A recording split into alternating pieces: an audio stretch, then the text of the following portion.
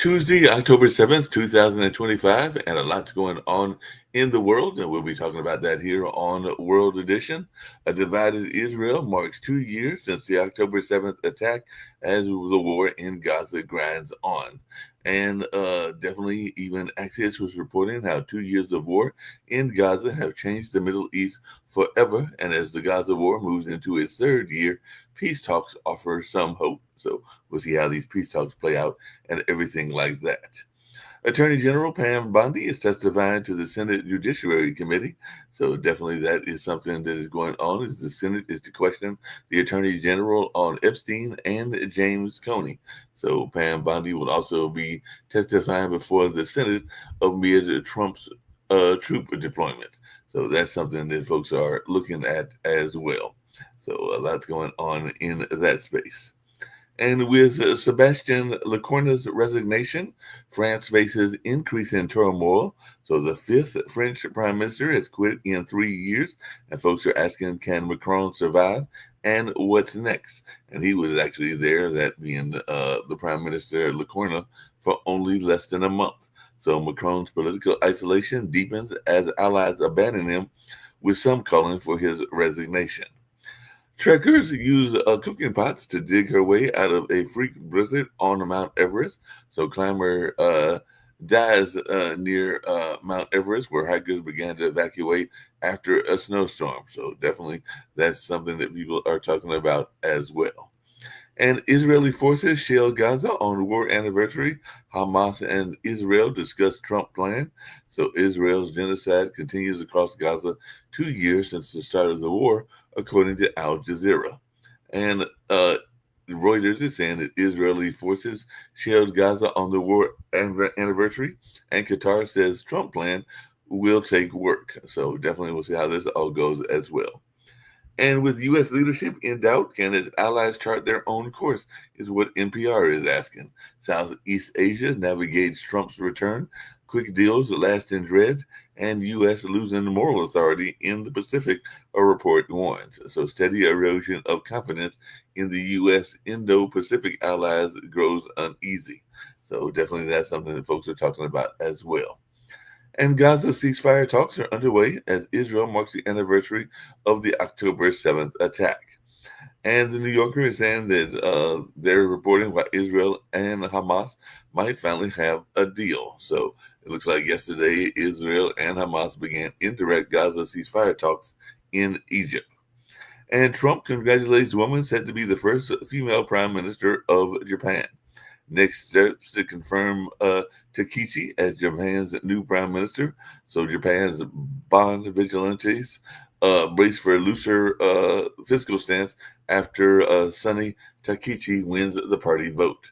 So Japan's new leader got a volatile greeting from the markets. And what to know is Gazelle Pellicott returns to court for the appeal of one of the people that had been convicted of raping her. So French appeal court revisits shocking Gazelle Pellicott rape case. So she'll be facing one of her reps in court as the French women fear nothing has changed. So that's definitely something that people are talking about as well. And the man convicted in the Gazelle Pellicott case says he never intended to rape her. And that's what he said on yesterday.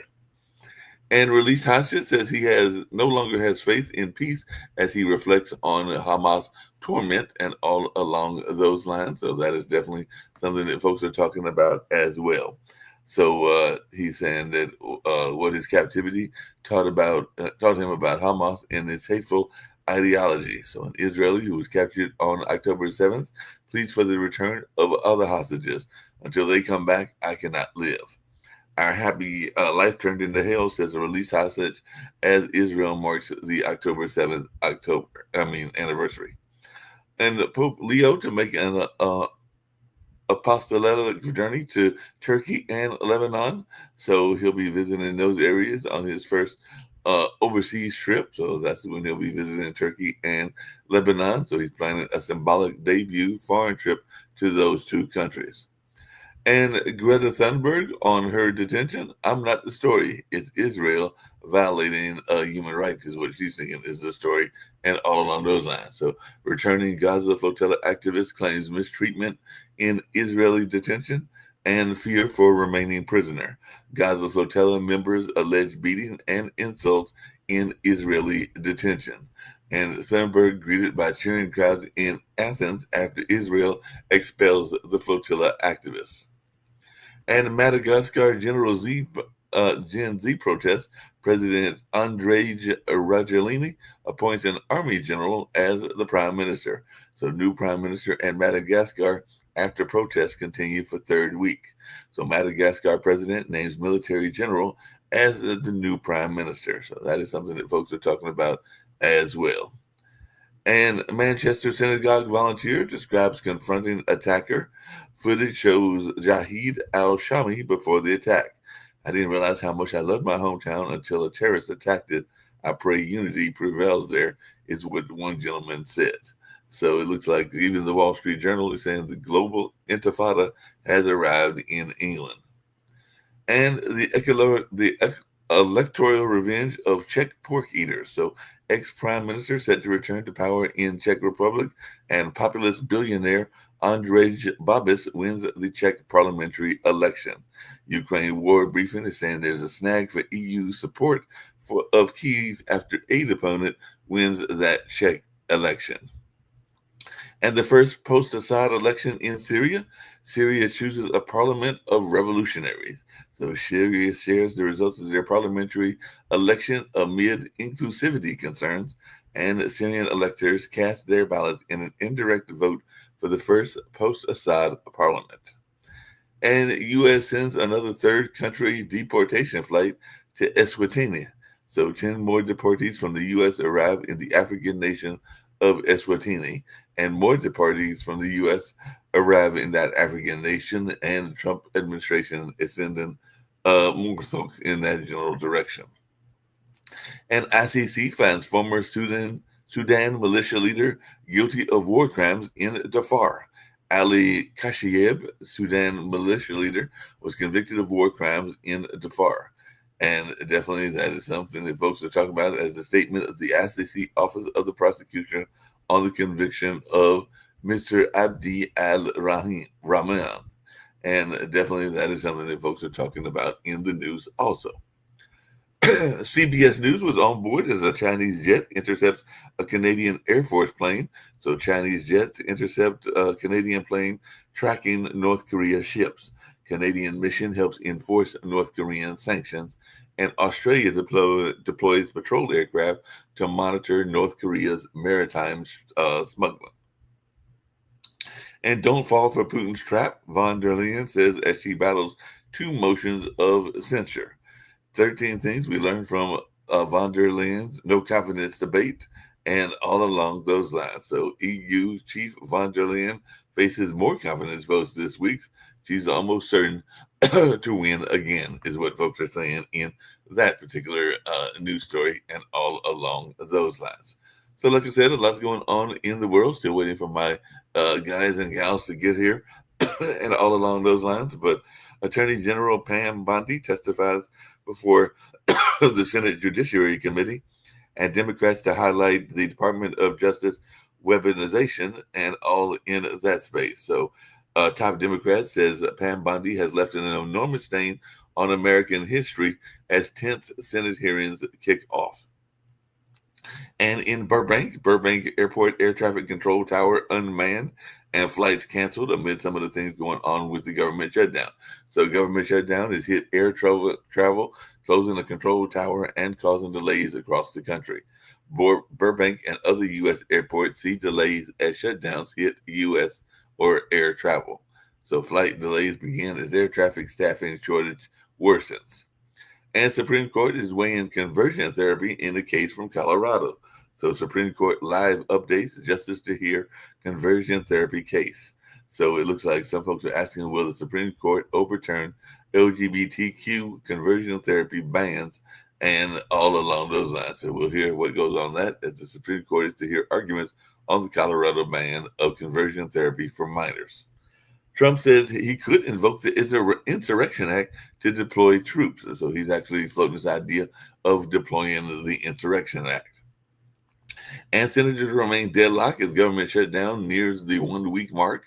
and missing this pay date may be too much for Congress and Trump to prolong the shutdown. So, at the center of the shutdown fight, healthcare is one of the most intractable issues, and all along those lines. So, amid Trump's threats of shutdown layoffs, more federal employees being brought back to work.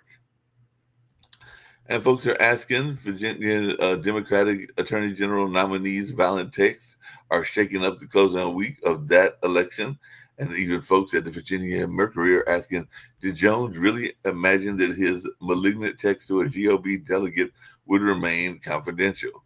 Jay Jones said if more police were killed, it would reduce shootings of civilians, according to Virginia lawmaker. Virginia Democrats criticized the Attorney General candidate Jay Jones for the violent text, but aren't demanding he quit the race. And helicopter crashes on Sacramento Freeway. 3 critically injured is what officials are saying. So helicopter crash critically injures 3, temporarily shuts down Highway 50 in Sacramento. And the medical helicopter crashes on California Freeway. Crews taking the area hospital, company says. So definitely that's something that folks are talking about as well. And CNN is asking Trump, can Trump really win a Nobel Peace Prize? And currently their answer is yes, and here's how he could do it. But the Seattle's Mary Brunkow did earn a Nobel Peace Prize. And all along those lines, the scientist who graduated from Portland High School won the Nobel Prize in medicine. An appeals judge will decide the fate of the Portland troop deployment. So troop deployment deepened chasm between Trump and Democratic governors. Legal battle over National Guard in Portland heads to the Court of Appeals, and here's what happens next. So the judge has blocked the National Guard deployment in Oregon as Trump expands his targets. OBM deletes reference to law guaranteeing back pay to furloughed feds. So White House memo says furloughed federal workers aren't entitled to back pay. That's what is being reported by Axios. And White House questions back pay for furloughed workers amid the government shutdown. So definitely a lot's going on there, and some people are concerned as to whether they will get a check or not get a check, and all in that space. So it'll be interesting to see who does or doesn't get a check. And lawmakers in Utah passed a new congressional map aimed at preserving GOP power. Utah legislators back Map C in redistricting fight. So legislators passed a new map in Utah, creating 2 more competitive seats. Democrats could have a slight shot at flipping a U.S. House seat in Utah under a new congressional map. And Trilogy Metals share soars over 220% in pre-market after U.S. takes a stake in that particular minerals company and all along those lines. But Trilogy Metals shares surged 250% after Trump takes stake, and Trump okays road for Ampler Mining District to make Alaska bigger and more powerful. So South 32 to sell down Trilogy stake to the Defense Department in latest U.S. mine stake deal. So we'll see how this all plays out. And Carney and Trump are having a White House meeting. So Carney to meet Trump in search of the best deal for Canada. Mark Carney's radical vision for handling Trumpian America. And definitely we'll see what goes on in that meeting as Carney to meet Trump in Washington with tariffs in focus. And Republicans post a fake image of Oregon protests using photos of South America. And Trump looms over Tennessee special election in a deep red House district. Trump looming large over that special election primary in that deep red congressional area. And we'll see how that impacts the race and everything like that. And Trump to open a bipartisan healthcare deal to end a shutdown. So we'll see if this ends the shutdown or not. So the latest government shutdown and Trump administration news. Schumer denies bipartisan healthcare talks after Trump's Oval Office claim. And Trump says he's open to a healthcare deal, but government must reopen first. And he did report that on yesterday.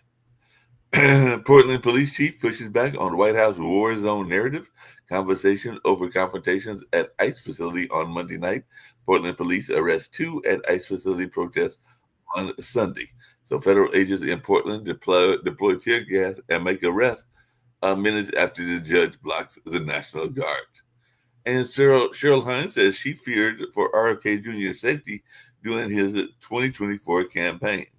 So that's what she was saying, that she feared for uh, his safety and her marriage to Robert F. Kennedy Jr. and life in Washington. I don't think I'll ever get used to being a political spouse. So the Curb Your Youth Enthusiasm alumna has concerns about her husband.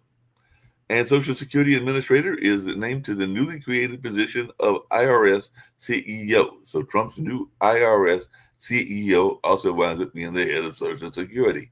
So Besson tapped Social Security chief to serve as the CEO of the IRS.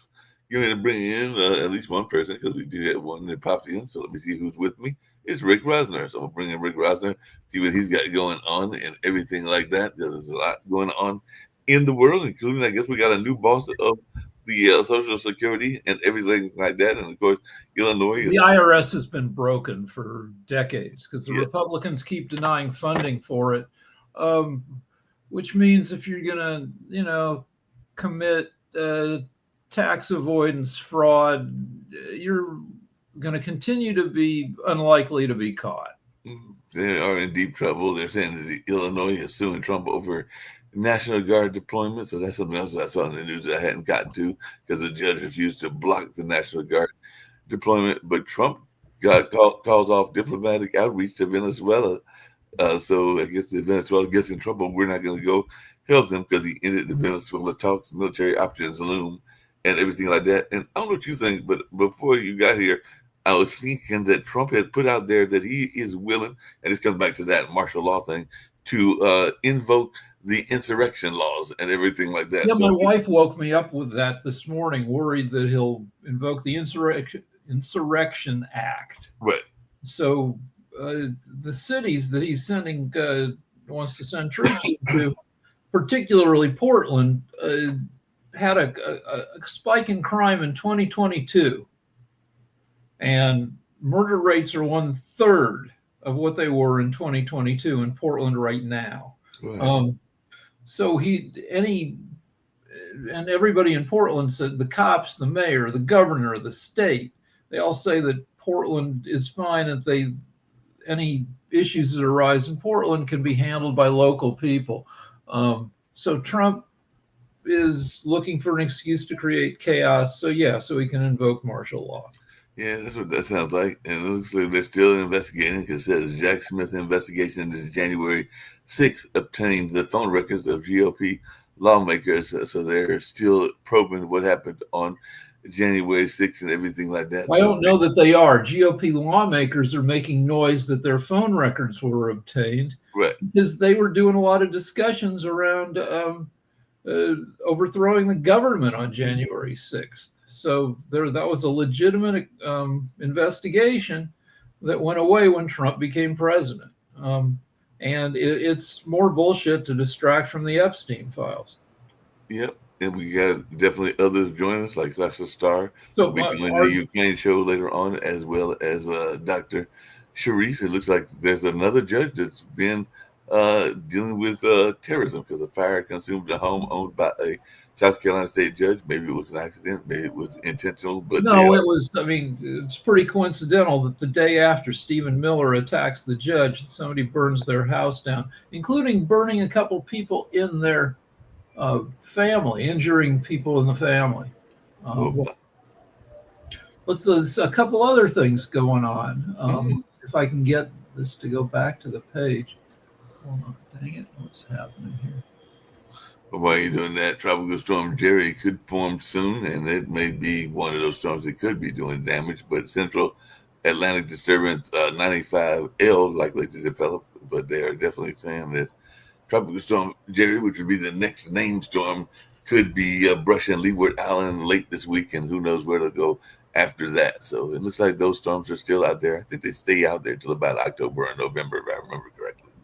All right, so here's a couple more things. My local airport shut down because they don't have enough people to man the control tower. I did mention that earlier. I did see that.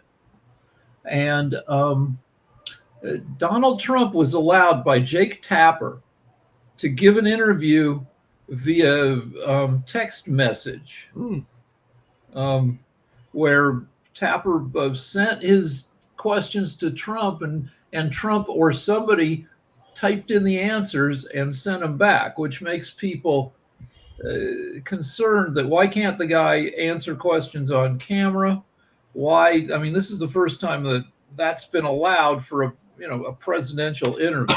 Yeah, for a presidential interview. And this is Jake Tapper is the same guy who went after Biden for being too old and debilitated to hold office, and yet he's allowing Trump to submit his answers to questions, and not all the questions he asked, like a take-home exam.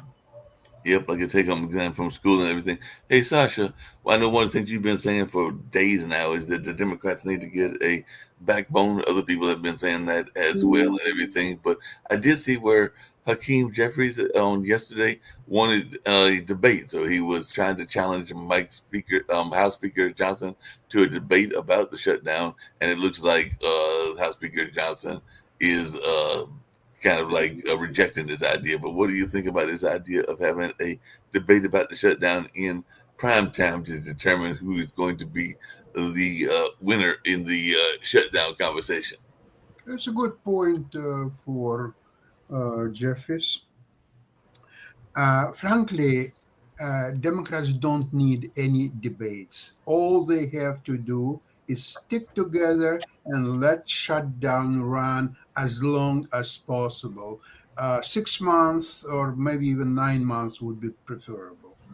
However, you cannot publicly decline debates because you will look bad. So, okay, here is the other side wants to discuss with you something, maybe make a deal or so on, and you are the one who is derailing that. That doesn't look good. So Jeffries did absolutely fantastic thing. He challenged him on the debate, knowing that this little Wilson, he is not good to debate Jeffries, that's for sure. So he will decline. So that's another point for Democrats. And all they have to do is just stick together. By the way, I was just before I got here, I was listening on CNN, the questioning of Pam Bondi Right. in the Senate. And there was one question Senator Durbin asked her, how many illegal immigrants are in Chicago? Mm-hmm. She couldn't answer that. She doesn't know. He has no idea at all. That she probably had to go call her statisticians or somebody to give her a figure, and even that's probably not going to be all that accurate and everything. Hey, Rick, are you putting in some money to get some of this massive bailout? Because the government loves to bail out things, and apparently Trump is considered a massive bailout of at least $10 billion for American farmers hurt by his trade war. So I guess you just have to claim to be a farmer, not that there's a lot of farming in the city where you live at and everything. No. Last year, U.S. farmers sold $18 billion worth of soybeans to China. Mm-hmm. This year, they're selling $0. Right. If you were in the soybeans business, if you've been growing soybeans for years, this year your crop is worthless, and you have to hope that some of this $10 billion bailout goes to you. Yeah, and that's what he's saying. Apparently, he's going to unveil the farmer aid as China shuns the U.S. He did this the first time he was president because his policies led to farmers not being able to sell their crops. Hey, the other thing that I saw in the news that it was interesting, and I was wanting to hear everybody, including Sasha, and your thoughts. Trump is calling the cartels terrorists, and is that enough to go to war? And apparently he's revealed another strike on another alleged cartel drug boat. So these boats are usually quite small. Well, we have to wait for the courts, particularly the Supreme Court, to decide whether I would think that they would rule against him, since, as I've been saying every day on this show, we don't get our illicit drugs from Venezuela. The more than 90% of illicit drugs come through Mexico, and many of them start fentanyl, comes from China, but it goes through Mexico. Venezuela is not part of the drug pipeline. Yeah, some drugs are coming from Canada, don't get it wrong. Yeah, so Canada should be punished. I'm surprised. Like 1/1000th of our drugs come from Canada. Yeah, not a lot. I agree with you, but still some coming. It has to be So, zero. so maybe yeah, because I know some fentanyl was coming from Canada and some other places, and everything like that. So we'll see. Nothing Maybe like 2 kilos right. compared to thousands of kilos coming from Mexico. That's true. It's a minute amount compared to where other people are coming from. Hey, speaking of money, apparently the FBI is offering a 50,000 reward because they want info on two alleged assaults on agents in Chicago, and apparently they're saying that the Border Patrol called anti-ICE protesters one of the B words before shooting her. So I guess they're trying to figure out what happened and whether they got witnesses or something along those lines. So I'll be interested since the FBI is offering 50,000, and that can sometimes be something enough to entice people to tell what they saw. So we'll see if they get some people that are going after that. If you're going to talk about that, you should also mention ICE assaulting police Yes, officers, sir. the pepper spraying uh, Chicago cops, I believe, in the eyes with pepper spray or tear gas. Yep, definitely. That's going on. I'll say it again that ICE the training ICE officers to do their job correctly is not a priority. They get 16 weeks of training, Oh, well. compared to more than double that for people who go to a police academy. Mm-hmm. Well, speaking of people that get intense training and everything like that, Hedges' speech on DEI in the military, some folks, including the New York Times, were saying it was actually pretty good, but now they're saying that his ultimatum might spark fears of departure. So we're gonna have a bunch of people living because he wants them to be in their dress blues, if I can use that term, from the military and everything like that. So is this going to cause a mass exodus? No, but I mean, one guy quit the day of or day after. The like the deputy head of the Navy or something. But no, you're not getting a mass exodus. These guys might step up the rate at which they retire. Um, Uh, I'm sorry, but I just because I've heard other people say the same thing. We know that not that long ago, and that's why I was laughing and chuckling. Jane Goodall, who passed away and did a lot of the work with the chimpanzees and everything, apparently one of her last things that she said before she passed away is that she would launch Trump and Musk on a one-way trip into space. So that's definitely that was part of what she was saying in a new posthumous interview series that'll be coming out on Netflix. So apparently, she was gonna send those two up in space all by themselves and everything like that. So I guess she didn't mince any words. She was ready to get rid of some of these folks and send them up to space. yeah, but none of that. It doesn't matter. Everybody can, you can complain about Pam Bondi not knowing basic crime statistics. Um, None of all these people have impunity until they don't. Yeah, And well, here's an interesting quote from a Chicago reporter who was suing Trump over violence at the ICE protest. You mentioned that earlier, but he said journalism is not a crime. So Chicago journalists and NABET Local 41 filed a lawsuit against ICE and DHS alleging extreme force during the Broadview protest at the facility. So I guess they were saying that they got caught up in some of the protests and that they were just practicing their freedom of speech and freedom of reporting, freedom of the press. uh, yeah, but again, who's going to enforce this stuff? As I said, ICE people get 16 weeks of training. If you're a cop, you go to police academy for 10 months, a year, and then you're on probation for another year as you're working with experienced cops. Who in ICE is experienced? We don't even know. That I don't think they have any kind of system in place where rookie officers are assigned to experienced officers. I think it's just a bunch of assholes running around. Probably. Hey, Dr. Sharif, what's going on in your neck of the woods over there in Asia and all along those lines? So what's shaking in Bangladesh? Give us your report as to what's going on in your part of the world. Thank you. Thank you for your questions. Uh, I just want to share a few major headlines from Asia. Yes. Now, if you see, always you discuss about the China upgraded growth outlook.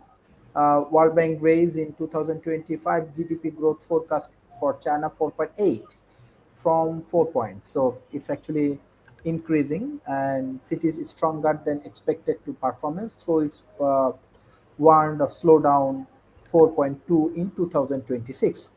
Uh, I already shared with you China depend diplomacy in South Asia. So Beijing is actively uh, uh, like counting Bangladesh, Pakistan, Nepal, Sri Lanka via investment and political outreach.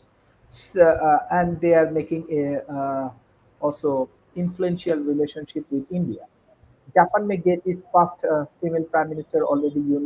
RCEP summit place in Malaysia. This is another interesting business summit. Malaysia currently holding ASEAN chair plans to convene a summit for the regional comprehensive economic partnership next month to review progress and accelerate implementation. India and UK, we are observing there is another strategic relationship. It will happen in 8 and 9 Octobers, and they may focus on Vision 2035. Uh, so, if you focus on this Asia Pacific trade and commerce related things, ASEAN India trade is goods agreement review sessions, and its schedules and find around 120 $3 billion bilateral trade. And China and ASEAN plan to submit a upgradation of 3.0 version free trade deals in between China and ASEAN countries. The same way we are observing, let's say, this Gaza issues, what is happening in between Israel and Palestine. Hopefully, we will get some peaceful solutions. Also, United Nations taking some humanitarian issues, some cross-border activities, and all other things. So these are the trade and investment related informations and global peace related information from Asia. And I believe that with US support and North American alignment and all of the good things, maybe we can make a strong alignment. And from my World Talent Economic Forum, I collaborating with the farmers of Ukraine because they want to expand their agricultural business. I say, why not with Bangladesh? Like Ukraine issue, also not so big economy. Bangladesh also have around 180 million people, so they can create a win-win situation in between these countries. So I believe through this process with all of the small economy, they can collaborate and they can make progress. So Sasha, you can be my next good partners for Bangladesh. Thank you. Thank you. Sounds good and everything. Speaking of good partners and everything like that, and Sasha and all along those lines, I know tomorrow is a modern investment, but you talk about something regularly, and I see that the price went up and reached $4,000 an ounce for the first time ever. So, where can you find some good gold? And if I wanted to get gold, where would I find it at? And everything like that, because apparently it is a good price now, because $4,000 an ounce sounds like It's a a terrible price. It's a right. You don't want to buy gold now at all. Your gold is a sucker's bet often, and this is one of those times that you don't buy gold high. You wait. If you're going to buy it at all, you wait till there's a price drop. Well, a couple of years ago, gold was $2,000 an ounce, and many people advising that it's a dead asset and there is no value in it. And it went up to 2,500, and then 3,000, 3,500, and it's 4,000. And do you think that it will stop right there at 4,000? I don't think so. It will go to 5,000. There may be some corrections or mini corrections on its way, but it's definitely the trend is up. Why? Because trend of US dollar is down. US dollar is sinking, and because the gold is valued in US dollar, gold doesn't have to go higher. US dollar will go much lower. But here's what you can do. Work. Here's what you can do is sell gold now if you want, where you go through your house, you find, say your mom has departed, you find old jewelry she had, old Okay. earrings. You take it to your local, you look around to your local coin dealer, and if you can find, he'll weigh it for you and calculate what carat it is, and we'll give you a semi good deal. Rick, you're mixing up investing and hustle. what you're describing is a typical hustle where you're going around your house, you'll find some gold, maybe silver, maybe you will net, I don't know, $150 for all your efforts, and that's Yeah. about it. That's not investing. Okay, but I mean that's what we like. My kid got married last year or earlier this year, and we took old gold from around the house and turned it in, and then we're able to send her some money um, to buy new wedding rings for herself and her husband, which was a That nice. makes sense. Yeah. Yeah, that makes a lot of sense and everything like that. Hey, just really quickly on this finance side and everything, because I don't study it as much as you do, Sasha, and I think Rick studies it to some degree and everything along those lines. But what exactly is and maybe you know this from your knowing a lot of words and everything, what exactly is a poly market? Because apparently the New York Stock Exchange are wanting to invest up to $2 billion in this poly market, and I have no idea what a poly market is. Isn't it a betting market? I believe. I think it's a prediction market, which is essentially a betting market where you buy stock in future events, um, and then you watch your stock go up or down depending on what other buyers think. Like I just went to the Poly Market website, and like the New York City mayoral election, you can buy stock in Mondani at 89%, which means if he gets elected, that stock goes to 100% and you make 11% on your money. If Cuomo gets elected, his stock is at 10%. If you buy stock in Andrew Cuomo, you'll make 10 times your money. The trouble with that is Andrew Cuomo is not going to be New York mayor. But you can buy stock in all sorts of stuff. You can buy stock in the Dodgers winning the World Series. You can buy stock in various dates of the government shutdown ending. It's a betting market. It's another way to. So you're gambling on something like that you want to put money on, whether it's football or something along those lines. Now that you say that, I had heard it probably marketing. Yeah, you can bet on what LeBron will do when he today. Says he's making an announcement, and you can put money down that he's not retiring. It's just a marketing stunt, or you can bet that he's going to announce that this is his last season, and you'll triple your money if you buy stock in that, and then he announces he's retiring. Or maybe he's going to buy the team, or maybe he and his son are going to buy the team. So yeah, there's all kinds of possibilities of what he might be doing. I don't want the Dodgers to win. Remember, I'm a Brewers fan and everything like that, and they're both up 2-0 in their individual series. As a matter of fact, the only series that seems. See what Poly Market says. So, Poly Market, which isn't necessarily the most accurate, it's just based on what regular people think. The Poly Market gives the Dodgers a 36% chance. They give the Brewers an 18%. So okay, so that's what they're giving them and everything. Hey, earlier we were talking about this gold rush and everything like that. So is this something that we have to worry about? Because apparently earlier today, billionaire Ken Griffin, not the baseball player, warns on the consequences of a gold rally as Goldman targets some of what's going on with gold. So even Citadel's, this Griffin is with Citadel, is calling the rush to gold as safer assets are concerning. So are we going to have a rush on gold where a lot of people are going to think that because it's at a certain there already is. What's concerning is gold prices go up when the world gets nervous that bad shit is going to happen. Because the thinking is that if civilization falls apart, you can throw a handful of $100 bills in somebody's face and they can say that's not going to buy you anything, not a gun, not food, not water, because civilization's gone.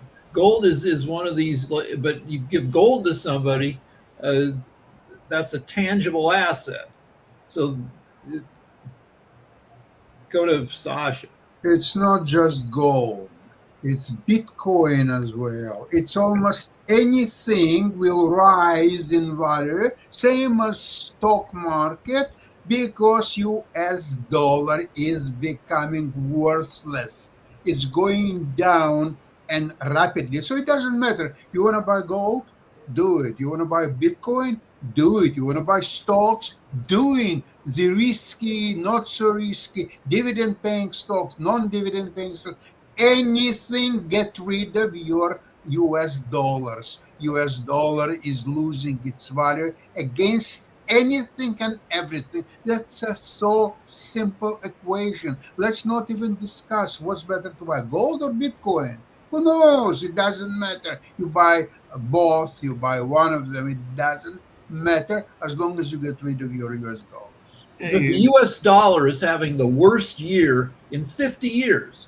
It keeps going down because we have 3 more years of Trump, and Trump has shown no ability. 3 more years of Trump. Speaking of Trump and things along those lines, there are a lot of folks, they're expats that have moved to different places. Shucks, one of our founders has moved to Spain and everything like that. But George Clooney, the well-known actor who is not a fan of Trump and everything, says his children have a much better life being raised in France. You have a daughter that I think is still overseas, if I remember correctly, or maybe she's back in the States, and I don't think she has any kids. But what are your thoughts around this idea that people are thinking about moving to other countries because they got a better We're life? happy to have her over there. And we're among the millions of Americans who've looked at what our options are if America gets too fucked up to stay in. And it's tough because other countries are skeptical of immigrants too. I mean, one of the things that, Russia helped prod idiots in England to vote for Brexit, to exit from the European Union, which was a terrible move for England. But it was based on fear of immigrants swamping the UK and taking all the jobs and bringing crime. And it was that the whole decision was based on lies and propaganda. Yeah, that makes sense. But it means that, like, our kid has, she's married to a British guy. She's worked in England for years now. She went to school in England. Even so, she had to hire a lawyer and go through an ongoing, very complicated process. And one of your former bosses got some good news and everything like that, because apparently Jimmy Kimmel says his numbers are better than Trump's, and he's declared that he's more popular than Donald Trump after a new poll that was released. So he is celebrating beating Trump in an approval poll. I don't like to upset him and everything like that, I guess is what he said on yesterday's show and everything like that. But apparently he's more popular than Trump. So Jimmy Kimmel has net 3% positive approval.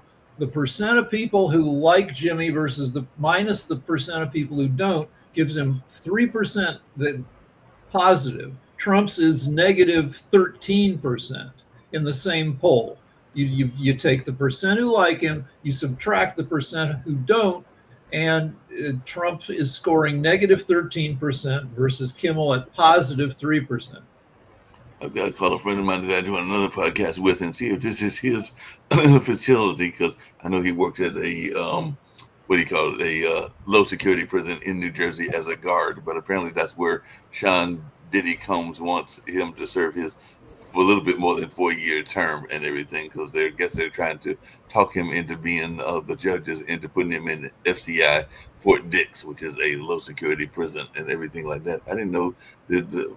Well, I guess they can try to influence the judge, because it's not like they get the choice as to where they go to prison. Well, I assume that you don't want to put a rich, famous person into a hellacious prison for their own safety, because they would be a target. Yeah, that makes sense. Yeah.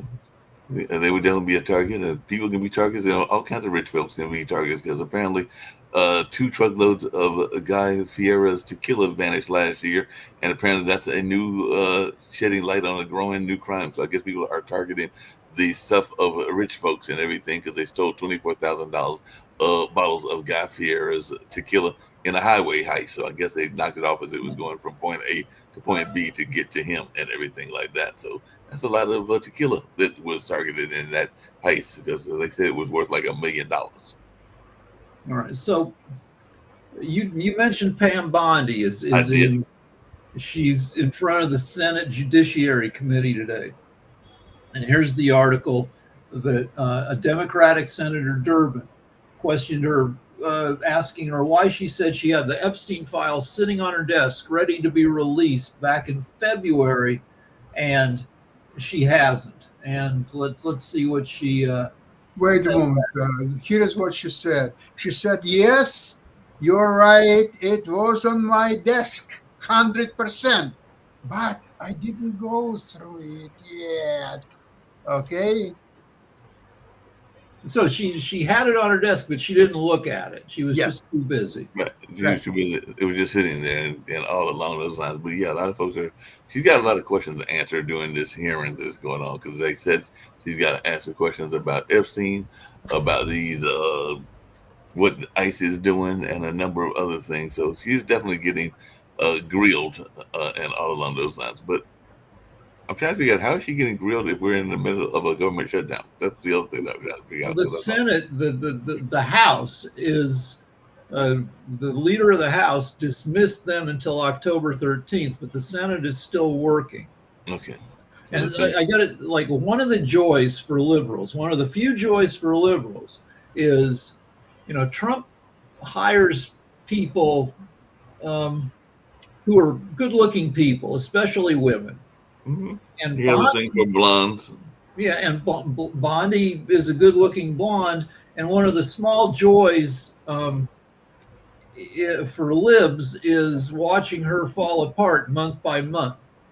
She's not young; she's 58, and she's, I'm sure, that I don't know that she sleeps well. She's under a lot of pressure, and she starts to look raggedy. And she sleeps well, depends with whom. Depends on who she's sleeping with on that particular time and everything. Speaking of people that sleep well or don't sleep well, apparently the darling child of the right is not as much of a darling as she used to be, because I've heard of several people that are upset at Marjorie Taylor Greene because she has been breaking away from Trump on some issues and everything like that. So they were saying that at one point she was seen as the heir apparent to the Trump legacy. And Marjorie Taylor Greene, who, she still says a lot of nonsense, but she says more and more stuff that makes sense. She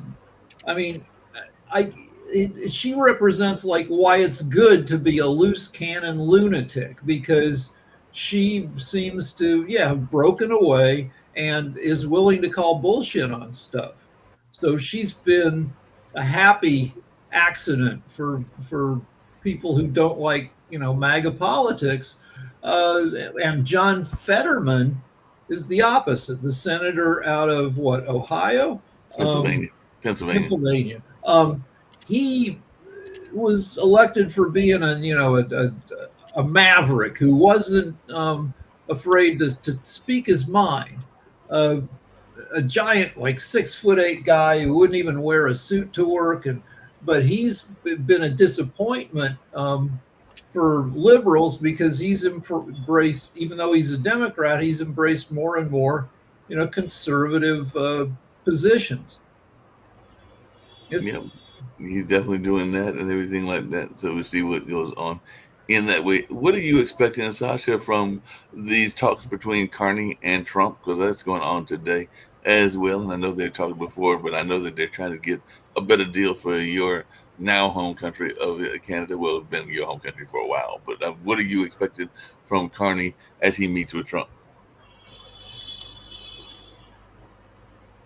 Sasha? Sasha's might be frozen. Can't hear you. Can you hear me now? Can you hear me now? Hello? Yeah, can you hear me? He can't. Can you hear me? Yeah, I can, but Sasha's signal. Sasha's signal must have been acting up. You got any thoughts around this, or Dr. Sharif, what you expect to hear? The Trump has been lately. Trump has been having trouble stringing together 3 sentences that make sense. That he's been pretty loony lately. I don't know. I don't know. So will Trump be having negotiations one-on-one with Carney? I don't know. It's supposed to be one-on-one negotiations. Can you hear me now, Sasha? Yeah, yes. What's your take on the conversations between Carney and Trump today? What are you expecting from those? That's what I was asking you. Well, the fact that Carney went down to Washington tells me that certain agreements are about to be signed or already agreed and just have to be implemented. Otherwise, there would be no reason for him to travel to Washington. Mm, well, we'll see. We'll see by the end of the day, probably what it's all about. I really don't know what to tell you. Yeah, that makes sense and everything. Hey, Rick, and we only got about another 8 minutes or so to go and everything.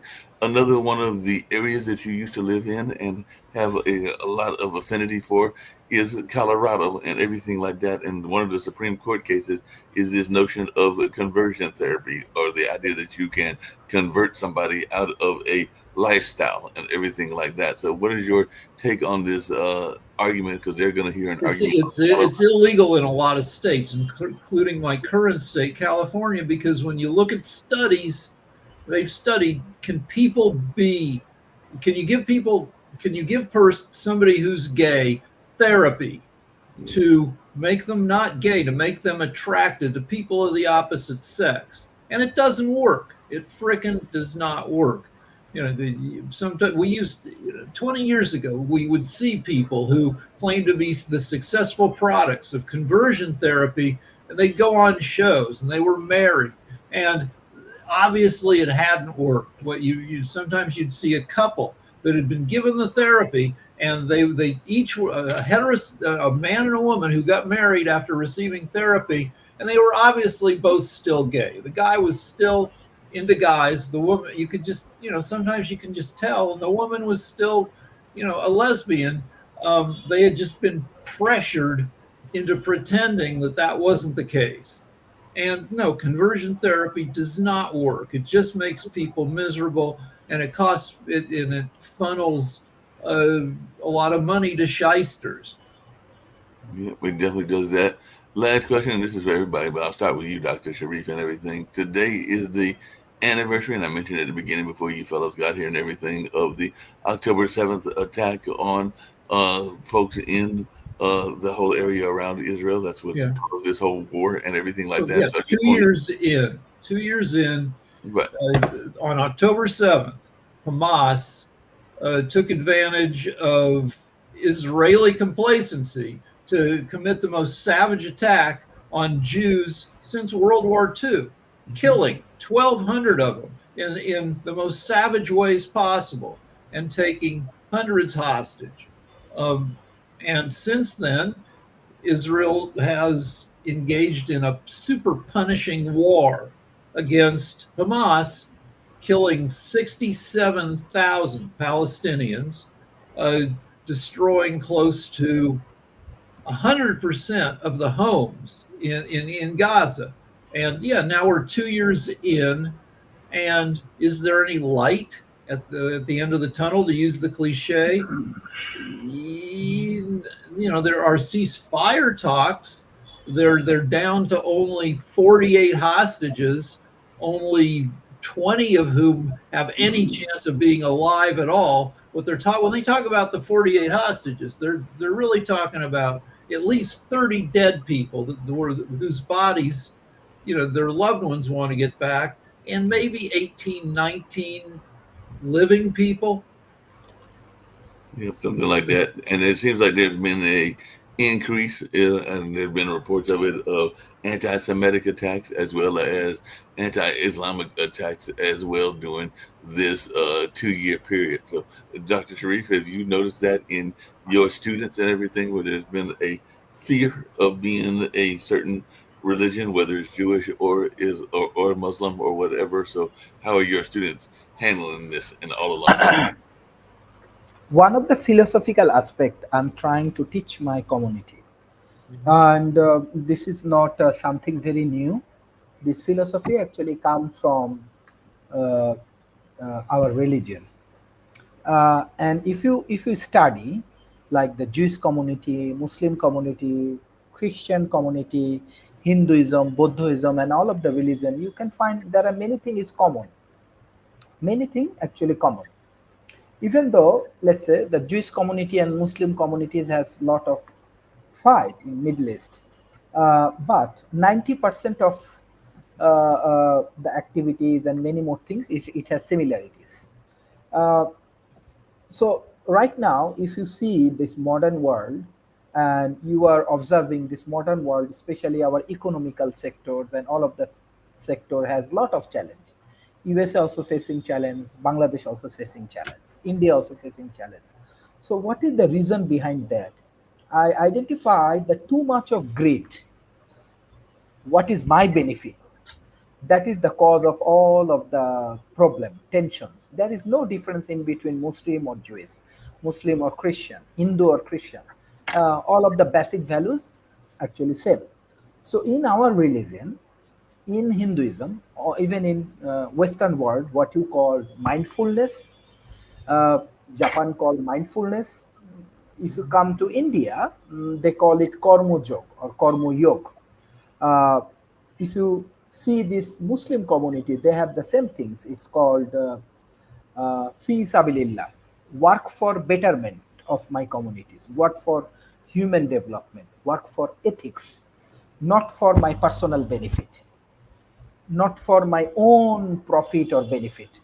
All of the costs come or conflict come when we only look values for my benefits. But when we work for the human progressions, then we get bigger pictures and we get lot of success in terms of business, in terms of religions, in terms of cultures. And I find there is a lot of similarities in between different religions, and we should respect each other. We have to understand each other. We have to grow together. That is the things I try to teach my community, try to train my business organizations or my youth communities, and I'm getting some positive result. And definitely, I'm open for learning. I want to learn Jewish community. I want to learn more Western world. That is the way I can grow myself. Yeah, Yeah. Rick. Rick. So a majority of Jews, both in and outside of Israel, want the war to end and they want Netanyahu to out of power. On the other hand, Hamas is still, to limited resources, is still able to attack people and blow shit up. And Hamas has not shown much willingness to surrender, to cease hostilities, and so there's no end in sight. Unfortunately, there's not. When the war started, there were about 30,000 Hamas, according to estimates. 2 years later, maybe 20,000 Hamas, because they replenished their ranks from Palestinians. So, and no outside government or agency is willing to step in and do the occupation of Gaza that will be needed to enforce any kind of settlement. I don't know if you had anything that you want to add, but Sasha, we got to get ready to go to Ukraine, Russia, and China. I know that Jonathan's already over there, so if not, we'll get ready to head over and we'll have some more conversations on world politics at 5 o'clock. And right now, we're going to go over to Ukraine, Russia, and China.